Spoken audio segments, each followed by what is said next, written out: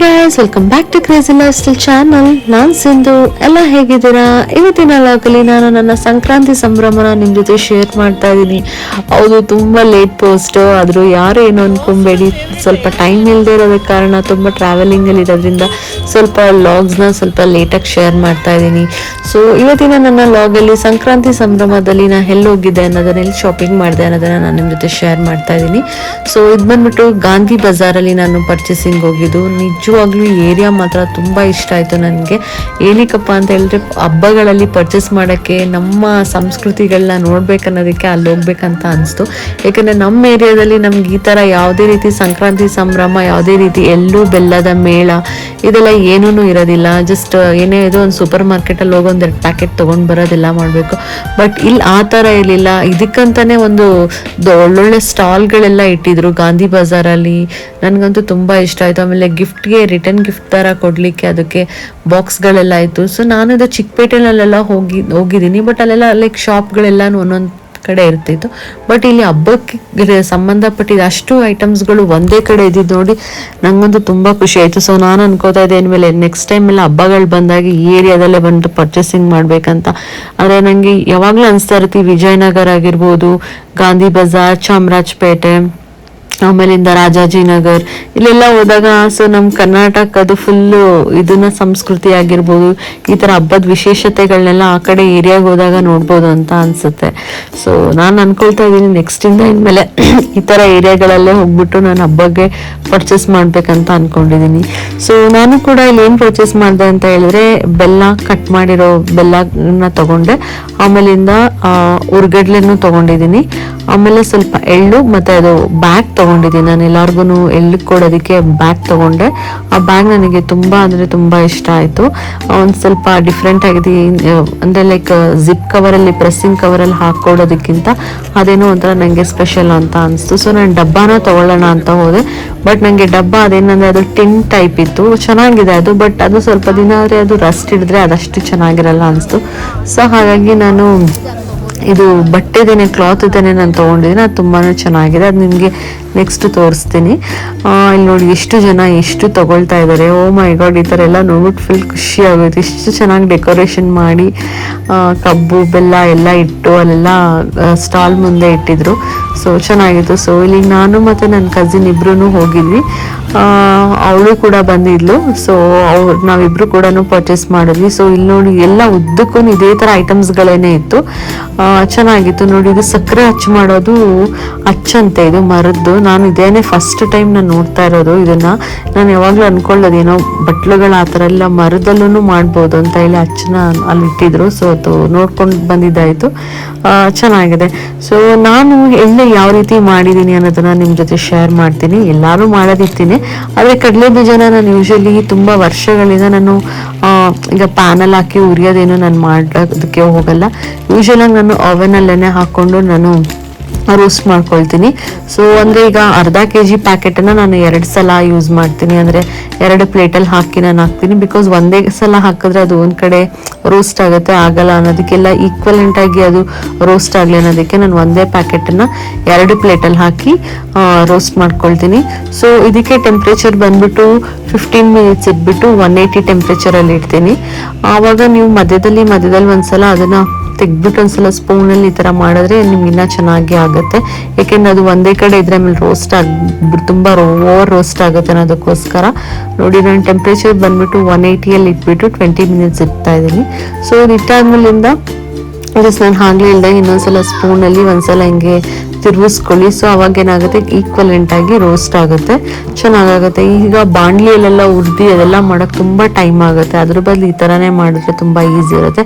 ನಾನಂತೂ ನನಗೆ ಓವನ್ ನಮ್ಮ ಮನೇಲಿ ಯಾವಾಗ ಬಂದಿದೆ ಒಂದು ಒಂದು 10-12 ವರ್ಷದಿಂದನೇ ನಾನು ಇದನ್ನೇ ಯೂಸ್ ಮಾಡ್ತಾ ಇದ್ದೀನಿ ಅಂತಲೇ ಹೇಳ್ಬೋದು. ಯಾವಾಗಲೂ ನಾನು ಹಾಗೆ ಮಾಡ್ಕೊಳ್ತೀನಿ ನೋಡಿ. ಈ ಥರ ಒಂದ್ಸಲ ಸುಮ್ಮನೆ ಆ ಕಡೆ ಈ ಕಡೆ ಕೈ ಆಡಿದ್ರೆ ಸಾಕು, ಸೊ ಅದು ಈಕ್ವಲೆಂಟಾಗಿ ಆಗುತ್ತೆ. ಸೊ ನೋಡಿ ಇದು ಬಿಸಿ ಆಗಿದೆ ನೋಡಿ, ಎಷ್ಟು ಈಕ್ವಲ್ ಆಗಿ ರೋಸ್ಟ್ ಆಗಿದೆ ಅಂತ ಹೇಳ್ಬಿಟ್ಟು. ನಾವು ಬಾಣಲಿಯಲ್ಲಿ ನಾವೇ ಮಾಡ್ತೀವಿ ಅಂದರೆ ಇಷ್ಟು ಆಗಲ್ಲ, ಆಮೇಲೆ ಟೈಮ್ ಕೂಡ ವೇಸ್ಟ್ ಆಗುತ್ತೆ. ಸೊ ನೀವು ಈ ಟಿಪ್ಸ್ನ ಬೇಕಾದರೆ ಯೂಸ್ ಮಾಡ್ಕೊಳ್ಳಿ. ನೀವು ನೆಕ್ಸ್ಟ್ ಯಾವುದೇ ರೀತಿ ಆದಂಥ ಐಟಮ್ಸ್ಗಳನ್ನ ಹುರ್ಕೊಳ್ಳೋ ಅಂಥ ಐಟಮ್ಸ್ನ ಮಾಡ್ಕೊಳ್ಬೇಕಂದಾಗ ಈ ರೀತಿ ಓವನಲ್ಲಿ ಯೂಸ್ ಮಾಡಿ ಚೆನ್ನಾಗಾಗುತ್ತೆ ಆ್ಯಂಡ್ ಬೇಗ ಕೂಡ ಆಗುತ್ತೆ. ಇದನ್ನ ಇಟ್ಬಿಟ್ಟು ನಾವು ಬೇಕಾದ್ರೆ ಬೇರೆ ಕೆಲಸಗಳನ್ನು ಕೂಡ ಮಾಡ್ಕೋಬೋದು. ಸೊ ನೋಡಿ ಅದು ಸ್ವಲ್ಪ ಬಿಸಿ ಆರಲಿ ಅಂತ ಹಾಗೆ ಮುರಿದಲ್ಲಿ ಇಟ್ಟಿದ್ದೀನಿ. ಒಂದು ಸ್ವಲ್ಪ ಬಿಸಿ ಆರಿದ್ಮೇಲೆ ಅದೇನೇ ಸಿಪ್ಪೆ ಆರಾಮಾಗಿ ಸ್ವಲ್ಪ ಕೈಯಲ್ಲಿ ಹಿಂಗೆ ಹಿಂಗೆ ಉಜ್ಜಿದ್ರೆ ಅದು ಸಿಪ್ಪೆ ಬಿಟ್ಕೊಳ್ಳೋದೆ. ಸೊ ನಾವು ಹಿಂದಿನ ದಿನನೇ ಇದೆಲ್ಲ ಕಡಲೆ ಬೀಜನೆಲ್ಲ ರೆಡಿ ಮಾಡ್ಕೊಂಡ್ವಿ, ಯಾಕಂದರೆ ನಿಮಗೆ ಗೊತ್ತಲ್ಲ ಹಬ್ಬದ ದಿನ ಮಾಡೋಕ್ಕೋದ್ರೆ ಖಂಡಿತ ಅವತ್ತಿನ ದಿನ ಅಂತ ಆಗಲ್ಲ. ಸೊ ಹಂಗಾಗಿ ನಾನು ಮತ್ತು ನನ್ನ ಅತ್ತೆ ಇಬ್ಬರು ಸೇರ್ಕೊಂಡು ಹಿಂದಿನ ದಿನನೇ ಮಾಡಿ ಇಟ್ಕೊಂಡ್ವಿ. ಇದು ಒಂದು 5 ನಿಮಿಷ ಸಾಕು, ಒಂದು 2-3 ನಿಮಿಷ ಅದು ಬಿಸಿ ಆರಿದ್ರೆ ಅದು ಆರಾಮಾಗಿ ಬಿಟ್ಕೊಳ್ಳುತ್ತೆ. ಸೊ ನೋಡಿ ಬಿಟ್ಕೊಂಡಾದ್ಮೇಲೆ ಎಲ್ಲ ಈ ಥರ ಸಿಪ್ಪೆಗಳನ್ನ ತೆಕ್ಕೊಂಡ್ವಿ. ಸೊ ಯೂಶಲಿ ನೀವು ಕೆಲವರು ಅಂದರೆ ಲೈಕ್ ನಾರ್ಮಲ್ ಟೈಮಲ್ಲಿ ಯಾರೂ ಸಿಪ್ಪೆ ತೆಗಿಯಲ್ಲ, ಬಟ್ ಇದು ತೆಗೆದೇ ತಿಂತೀವಿ. ಬಟ್ ಇದು ಸಂಕ್ರಾಂತಿಗೋಸ್ಕರ ಅಲ್ವಾ, ಸೊ ಹಾಗಾಗಿ ಎಲ್ಲ ಸಿಪ್ಪೆಲ್ಲ ತೆಗೆದು ಬೆಲ್ಲ ಕೊಬ್ಬರಿದು ಕೂಡ ಸಿಪ್ಪೆಲ್ಲ ಇದೇ ಮಾಡೋದ್ರಿಂದ. ಸೊ ನಮ್ಗೆ ಈ ಸಲ ಅಷ್ಟು ಟೈಮ್ ಆಗಿಲ್ಲ, ಯಾಕಂದರೆ ನನಗೆ ಆಫೀಸೆಲ್ಲ ಇದ್ದಿದ್ದರಿಂದ ನನಗೆ ಅಷ್ಟು ನಾನು ಇದು ಮಾಡೋಕ್ಕಾಗಿಲ್ಲ. ಸೊ ಹಾಗಾಗಿ ನಾನೇನು ಮಾಡಿದೆ, ಕಟ್ ಮಾಡಿರೋ ಬೆಲ್ಲ ಮತ್ತು ಕಟ್ ಮಾಡಿರೋ ಕೊಬ್ಬರಿನೇ ತೊಗೊಂಡು ಬಂದಿರೋದು. ಸೊ ನೋಡಿ ಬೆಳಿಗ್ಗೆಗೆ ಎಲ್ಲ ರೆಡಿ ಆಗಿದೆ. ಒಂದು ಕಡೆ ಪೂಜೆ ಮಾಡ್ತಾ ಇದ್ದೀನಿ, ಒಂದು ಕಡೆ ಎಲ್ಲ ನಮ್ಮ ಅತ್ತೆ ಎಲ್ಲ ತರಕಾರಿ ಎಲ್ಲ ಕಟ್ ಮಾಡಿ ಕೊಟ್ಟಿದ್ದಾರೆ. ಅಂದರೆ ಅವತ್ತೊಂದು ದಿನ ಒಟ್ಟಿಗೆ ಲೈಕ್ ಲಂಚು ಬ್ರೇಕ್ಫಾಸ್ಟ್ ಎರಡು ಸೇರಿ ಬ್ರಂಚ್ ಅಂತಲೇ ಆಗೋಯ್ತು ಅಂತಲೇ ಹೇಳ್ಬೋದು. ಯೂಶಲಿ ನಮ್ಮ ಮನೇಲಿ ಹಬ್ಬದ ದಿನದಲ್ಲಿ ಹಾಗೇ ಆಗುತ್ತೆ, ಒಂದೇ ಟೈಮಲ್ಲಿ ಎಲ್ಲ ಮುಗಿಸ್ಕೊಂಡ್ಬಿಡ್ತೀವಿ. ಸೊ ನಾನು ಬೆಳಿಗ್ಗೆನೇ ಇದೆಲ್ಲ ಪೂಜೆ ಎಲ್ಲ ಮಾಡ್ಕೊತಾ ಎಲ್ಲ ದೇವ್ರ ಮನೆಯೆಲ್ಲ ತೊಳೆದು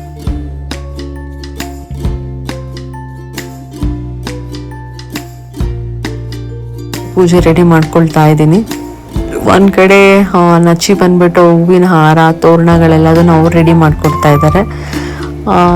ನನ್ನ ಮಗ ಆ್ಯಸ್ ಯೂಶಲ್ ತಂಟೆ ಸುಬ್ಬ ತೀಟೆ ಮಾಡ್ತಾ ಇದ್ದಾನೆ. ಅವನು ಮೇಲೇನು ಗ್ರೌಂಡ್ ಫ್ಲೋರು ಫಸ್ಟ್ ಫ್ಲೋರ್ ಆಟ ಆಡ್ಕೊಂಡು.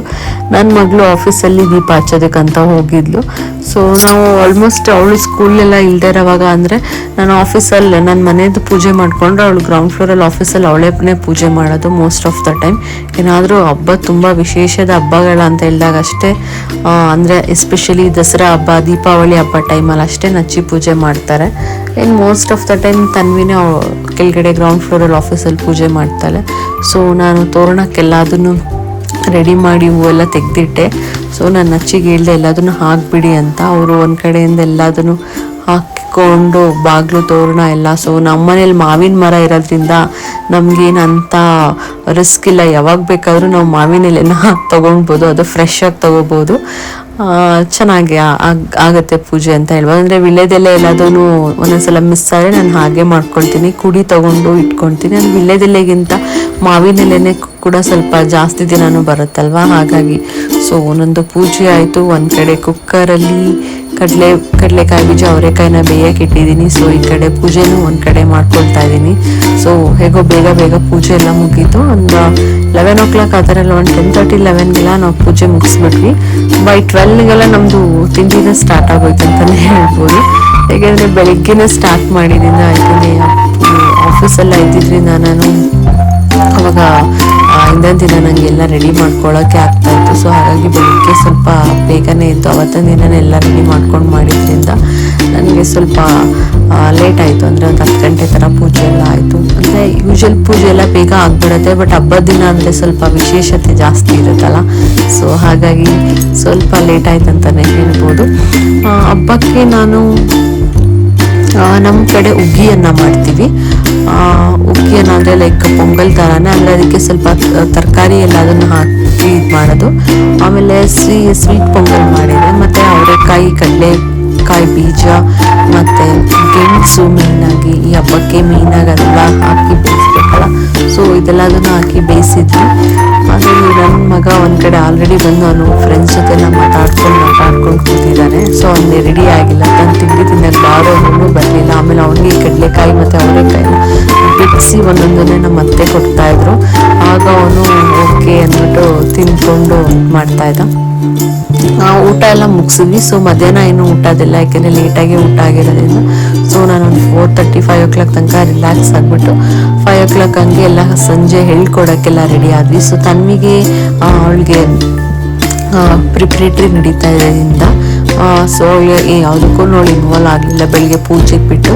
ಸೊ ಹಾಗಾಗಿ ಕೊಡೋ ಎಳ್ಳು ಸಂಪ್ರದಾಯನ ಇದು ಮಾಡಬಾರ್ದಲ್ಲ. ಸೊ ಹಾಗಾಗಿ ನನ್ನ ಮಗನಿಗೆ ಹೇಳಿ ರೆಡಿ ಆಗಿಯಪ್ಪ ನೀನು ಸ್ವಲ್ಪ ಅಂತ ಹೇಳಿ ಅವನಿಗೆ ರೆಡಿ ಮಾಡಿಸಿ ನನ್ನ ನೇಬರ್ಸ್ಗೆಲ್ಲ ಕೊಟ್ಟಾಯ್ತು. ಅವನಂತೂ ಫುಲ್ ರೆಡಿನೇ ಆಗ್ತಾ ಇರಲಿಲ್ಲ, ನಾನೆಲ್ಲೂ ಹೋಗಲ್ಲ ಅಂತ. ಬಟ್ ಆಮೇಲೆ ಅವ್ನಿಗೆ ಈ ಥರ ಎಲ್ಲ ಡ್ರೆಸ್ ಅಪ್ ಮಾಡ್ತೀನಿ, ಪಂಚೆ ಎಲ್ಲ ಹಾಕ್ತೀನಿ ಅಂದಮೇಲೆ ಅವ್ನು ಫುಲ್ ಖುಷಿ ಆಗ್ಬಿಟ್ಟು ಪೋಸ್ ಎಲ್ಲ ಕೊಟ್ಕೊಂಡು ರೆಡಿ ಆಗಿಬಿಟ್ಟು ಕೊಡೋಕೆ ಹೋದ. ಸೊ ಅವ್ನ ಫ್ರೆಂಡ್ಸ್ಗಳ ಜೊತೆನೂ ಸ್ವಲ್ಪ ಚೆನ್ನಾಗಿ ಫನ್ ಮಾಡ್ದ. ಸೊ ಇದಾಗಿತ್ತು ನನ್ನ ಇವತ್ತಿನ ಸಂಕ್ರಾಂತಿ ಸಂಭ್ರಮದ ಲಾಗ್. ನಿಮಗೆಲ್ಲ ಇಷ್ಟ ಆಗಿದೆ ಅಂತ ತಿಳಿತಾ ಈ ಲೇಟ್ ಪೋಸ್ಟ್ನ ಮಿಸ್ ಮಾಡಿದೆ ನೋಡಿ ಅಂತ ಹೇಳ್ತಾ ಇವತ್ತಿನ ಲಾಗ್ನ ಇಲ್ಲಿಗೆ ಮುಗಿಸ್ತಾ ಇದ್ದೀನಿ. Thanks for watching.